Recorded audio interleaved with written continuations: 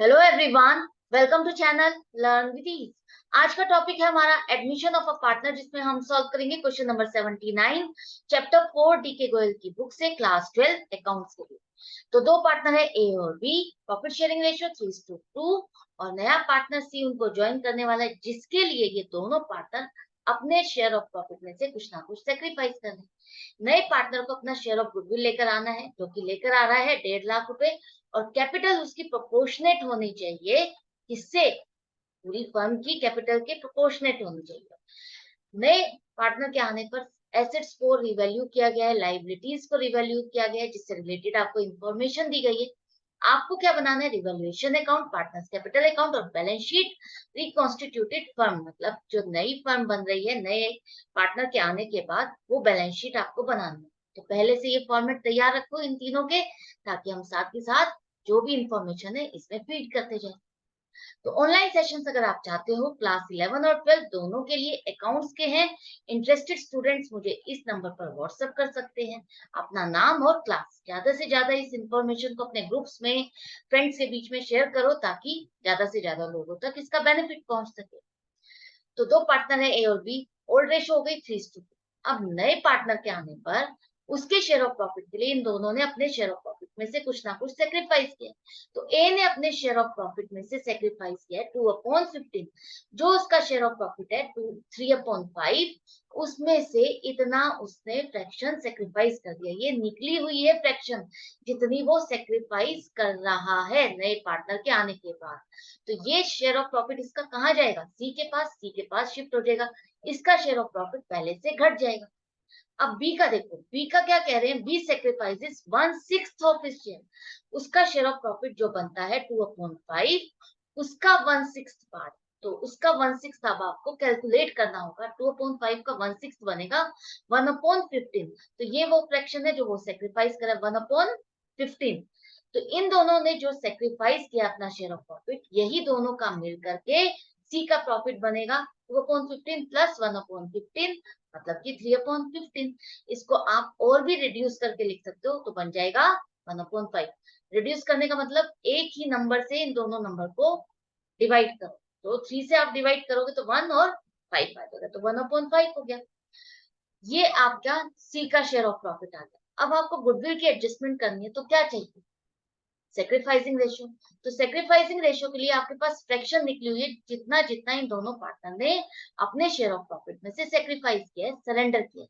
तो sacrificing ratio हो जाएगी आपकी 2:1। और गुडविल कितनी है ला रहा है वो? 1.5 लाख रुपए।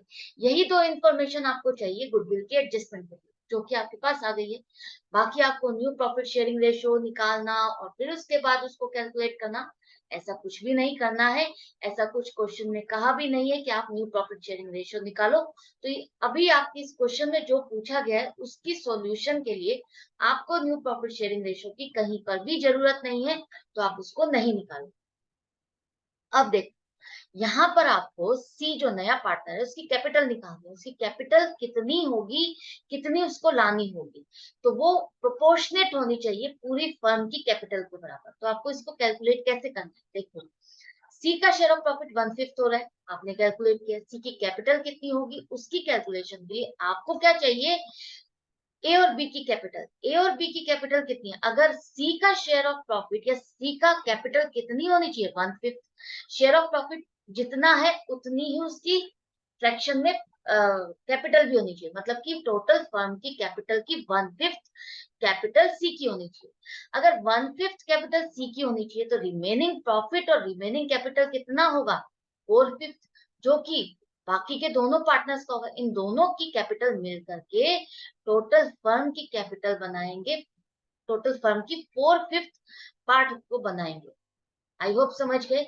जितनी टोटल फर्म की कैपिटल आपकी होनी चाहिए, होती है कैलकुलेशन पर, उसका 4/5 पार्ट ए और बी की कैपिटल मिलकर के बनता है, टोटल बनता है। तो आपको क्या करना है? आपको ए और बी की कैपिटल चाहिए आफ्टर एडजस्टमेंट। आफ्टर एडजस्टमेंट जो कैपिटल आएगी वो 4/5 पार्ट होगी टोटल कैपिटल। तो अब यहाँ पर इस कैलकुलेशन को करने के लिए आपको क्या करना है? एडजस्टमेंट कौन सी करनी है? जो रिवैल्यूएशन से रिलेटेड है या रिजर्व से रिलेटेड है या कोई लॉसेस है, वो सारे के सारे पार्टनर्स के अकाउंट में आपको एडजस्टमेंट करनी है। क्रेडिट करना है या डेबिट करना है, उसके बाद जो बैलेंस आएगा वो लेना है। तो सबसे पहले रिवैल्यूएशन से रिलेटेड देखो, यहाँ पर stock under valued bye 10%। Under valued bye 10% का क्या मतलब है? जैसा कि मैंने कई बार क्वेश्चन में आपको समझाया, अंडर वैल्यूड लिखा है या ओवर वैल्यूड लिखा है, इसका मतलब है जो आपने बैलेंस शीट में अपनी वैल्यू ली हुई है स्टॉक की, वो 10% लेस दिखाई दे। 10% ये इसकी आप कैलकुलेट करोगे नहीं, इसका मतलब है अगर आपने इसको मार्केट से कंपेयर किया, तो यहाँ पर ये कहना चाह रहे हैं अगर मार्केट से कंपेयर करते हो तो यहाँ आपकी मार्केट के अकॉर्डिंग 10% वैल्यू कम आ रही है। मार्केट की अगर 100 रुपए है तो आपने इसको 90 शो किया हुआ है। क्लियर है? तो यहाँ पर आपको इसको क्या करना है, 100 के इक्वल करना है। तो 4,50,000 को आपको 90 से डिवाइड करना है और 100 से मल्टीप्लाई, मतलब कि स्टॉक की वैल्यू क्या आ गई, 5 लाख। आई होप क्लियर हो गया।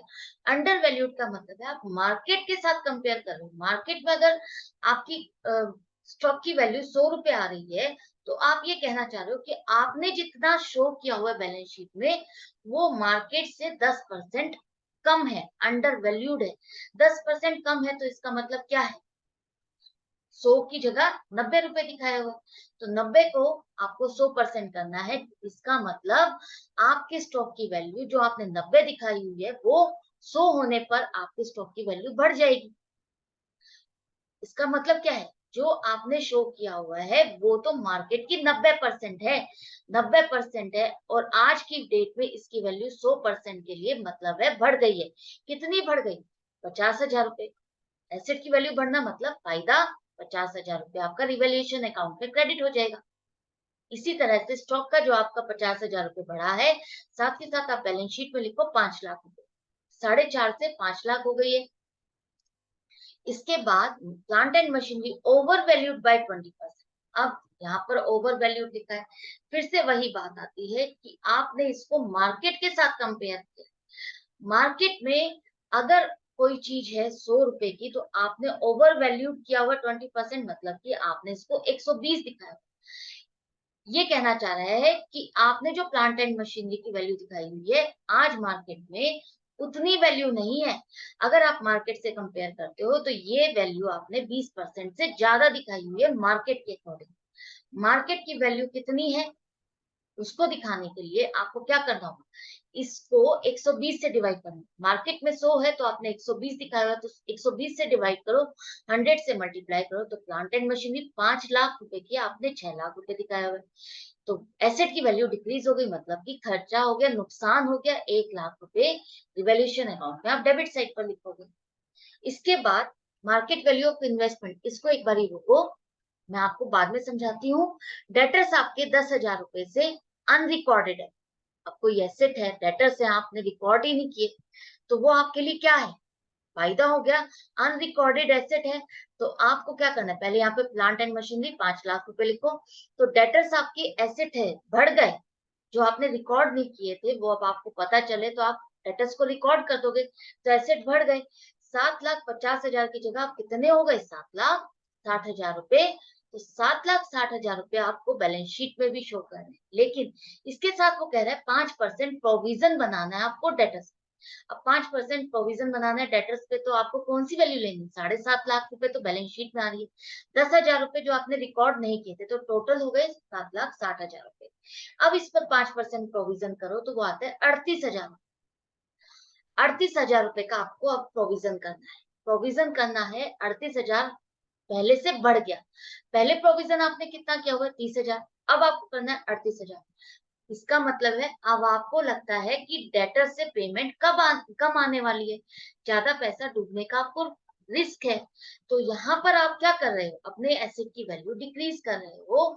7,60,000 रुपए में से 38,000 रुपए माइनस कर रहे हो, तो कितने आएंगे, 7,22,000 रुपए। आपने कितने दिखाए हैं, 7,20,000 रुपए, लेकिन प्रोविजन के एक हिसाब से अगर आप देखो तो प्रोविजन आप बढ़ा रहे हो। क्रेडिट बैलेंस है इसका, ये क्रेडिट बैलेंस बढ़ रहा है, आपने अपने बेड डेट्स का रिस्क बढ़ा दिया।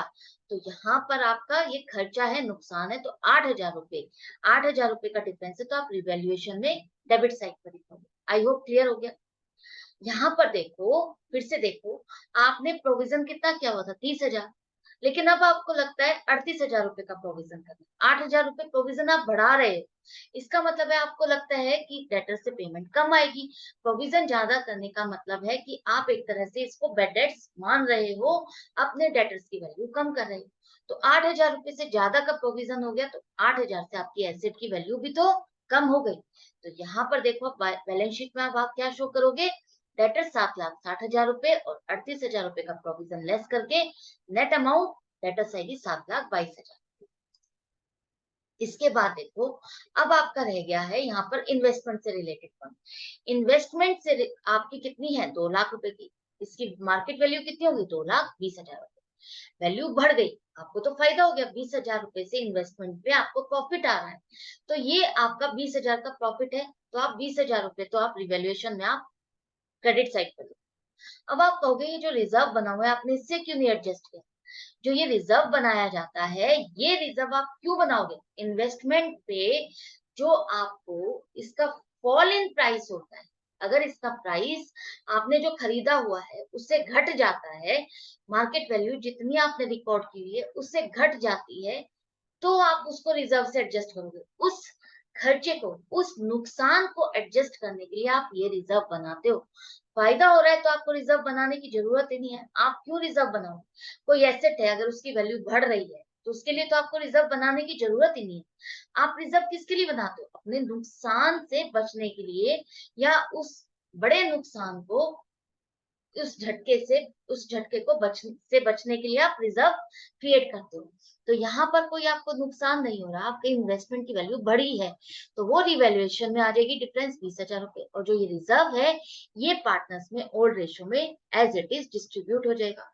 इसको हम बाद में डिस्ट्रीब्यूट करते, पहले रिवैल्यूएशन का है, तो पहले आप यहाँ पर 2,20,000 रुपए आपकी इन्वेस्टमेंट आ जाएगी, और रिवैल्यूएशन का जो बैलेंस आ रहा है, लॉस आ रहा है, देखो डेबिट साइड का टोटल ज्यादा है, क्रेडिट साइड का कम, तो लॉस आ रहा है, लॉस को आप पार्टनर्स में 28,000 रुपए का बैलेंस है, ओल्ड रेशियो में डिस्ट्रीब्यूट कर दो, ट्रांसफर कर दो।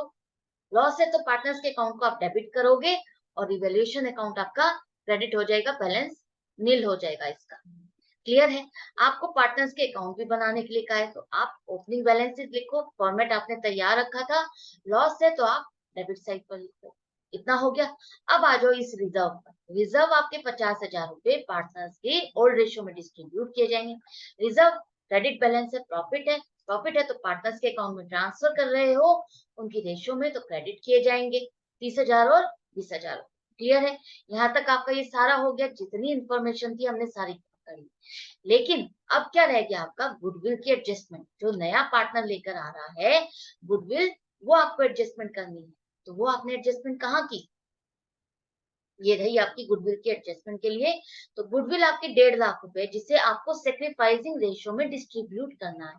जिस पार्टनर ने जितना अपना शेयर ऑफ प्रॉफिट सेक्रीफाइस किया था उस रेशियो में आपको डिस्ट्रीब्यूट करना है। तो ए को मिलेगा 1 लाख रुपए और बी को मिलेगा 50,000। सी अपना शेयर ऑफ गुडविल लेकर आ रहा है, तो आप प्रीमियम ऑन गुडविल अकाउंट को डेबिट और क्रेडिट करते हो। आई होप क्लियर है। कैपिटल के साथ इसको मिक्स नहीं करते हो, गुडविल का एक नया अकाउंट खोलते हो, उसमें आप इस अमाउंट को डालते हो और वहां से इस अमाउंट को आप ट्रांसफर करते हो इन दोनों पार्टनर्स के अकाउंट में क्रेडिट करते हो। क्लियर है। अब बारी आ जाती है इन दोनों पार्टनर्स की सारी एडजस्टमेंट करने के बाद जो बैलेंसेस आते हैं वो निकालना। तो दोनों पार्टनर का कैपिटल का बैलेंस आ गया, आपको यहाँ पर बैलेंस सीडी करके क्लोज कर देना है, और उसके बाद ये एडजस्टेड कैपिटल को आपको नेक्स्ट नीचे ला करके दोबारा से ब्रॉट डाउन करना है। यहाँ पर लाने के बाद अब आप नए पार्टनर की कैपिटल को इंक्लूड करोगे। तो अब पहले आपको नए पार्टनर की कैपिटल निकालनी है। इस तरह से देखो, दोनों पार्टनर की कैपिटल आपको मिल गई है एडजस्टमेंट के बाद 19,72,000 रुपए। ये जो कैपिटल है ये टोटल फर्म की कैपिटल का 4/5 पार्ट है। Combined capital of A and B is equal to 4/5 capital of the firm है ये। आपको कितनी चाहिए, total capital of the firm. Total capital of the firm को निकालने के लिए आपको क्या करना होगा, एक कोई चीज है, फर्म की कैपिटल है जिसके 5 हिस्से किए गए, 5 में से 4 हिस्से ए और बी के पास है। तो आपको अगर पूरी फर्म की निकालनी है तो आपको एक हिस्से की वैल्यू निकालनी है, तो 4 से डिवाइड करोगे इसको और मल्टीप्लाइड बाय 5 करोगे तो आपके पास total capital of the firm आ जाएगी 24,65,000 रुपए। अब सी की कैपिटल कितनी होगी, सी की कैपिटल शेयर ऑफ प्रॉफिट जितना है उसी प्रोपोर्शन में आपको उसकी कैपिटल भी निकालनी है। तो 1/5 of total capital of the firm 4,93,000 रुपए, जो कि उसको लेकर आनी है फर्म में एज ए न्यू पार्टनर। अब यहाँ पर इसको पार्टनर्स के कैपिटल अकाउंट में लिख दो। Bank account, cash at bank है बैलेंस शीट में, तो आप उसी अकाउंट को लोगे बाय बैंक अकाउंट। बैंक में पैसा जमा हो रहा है 4,93,000 रुपए। अब क्लोजिंग बैलेंस आप यहाँ पर करो और एंड में क्लोज कर दो। इस तरह से आपको नए पार्टनर की कैपिटल से रिलेटेड अगर क्वेश्चन आ जाता है वहां पर आपको निकालना है, तो आपको पार्टनर्स के कैपिटल अकाउंट को इस तरह से इस फॉर्मेट में शो करना है। ये भी हो गया। अब बारी आती है बैलेंस शीट की। बैलेंस शीट को कंप्लीट करो। बैलेंस शीट में यहाँ पर देखो एसेट साइड पर आपके सारे कवर हो गए, बस कैश एट बैंक रह गए। तो कैश एट बैंक के लिए देखो 1,30,000 रुपए का आपका ओपनिंग बैलेंस है, और नए पार्टनर से आपको क्या क्या मिल रहा है, 1.5 लाख रुपए गुडविल ला रहा है, तो 2,80,000 रुपए ये हो गए, प्लस कैपिटल ला रहा है 4,93,000। तो टोटल कितनी हो गई आपकी कैश एट बैंक, 7,73,000 रुपए। क्लियर है। अब आती है लाइबिलिटीज में। लाइबिलिटीज में क्रेडिटर्स 2,50,000, कैपिटल जितनी आपने निकाली है बैलेंस, क्लोजिंग बैलेंसेस वही आपको लिख देने हैं। क्लोजिंग बैलेंसेस यहाँ पर 4,93,000 और ये दोनों की कैपिटल। क्लियर है। अब आपकी बारी आ जाती है इसको टोटल करने की, चेक करने के लिए लाइबिलिटी और एसेट साइड की। अगर मैच कर रहा है तो आपका क्वेश्चन कंप्लीट है और करेक्ट है। आई होप आपको अच्छे से समझ में आ गया होगा, कोई कंफ्यूजन नहीं रही होगी, कोई डाउट नहीं रहा होगा। अगर डाउट या कंफ्यूजन रह गई है तो आप कमेंट सेक्शन में लिख करके पूछ सकते हो। अच्छा लग रहा है तो लाइक का बटन प्रेस करो और शेयर करो अपने फ्रेंड्स के साथ, ताकि उनको भी बेनिफिट मिल सके। Goodbye and take care.